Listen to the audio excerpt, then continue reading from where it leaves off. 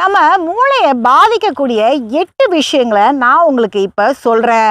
அதிகமாக சர்க்கரை உட்கொள்றதுனால நம்மளுடைய ஞாபக சக்தி கொஞ்சம் கொஞ்சமாக குறைஞ்சிக்கிட்டே இருக்கும். தூக்கமின்மை, சரியான நேரத்தில் தூங்கணும், சரியான நேரத்தில் எழும்பணும்.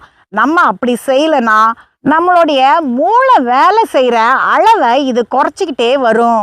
ஒரே நேரத்தில் பல வேலைகளை செய்கிறது மல்டி டாஸ்கிங் அப்படின்னு சொல்லுவாங்க.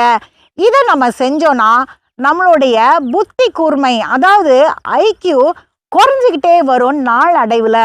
காலை உணவை நம்ம கண்டிப்பாக சாப்பிடணும். அப்படி நம்ம சாப்பிடலைன்னா மூளைக்கு தேவையான எரிபொருள், அதாவது மூளைக்கு தேவையான வலிமை அந்த நாளுக்கு கிடைக்காது.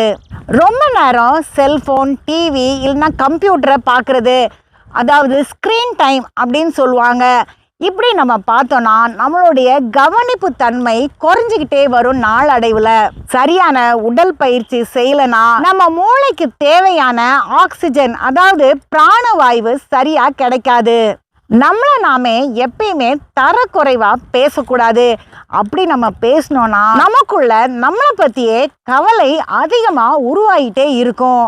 சத்தமாக இயர்ஃபோன் போட்டு பாட்டு கேட்குற பழக்கம் இருக்கா?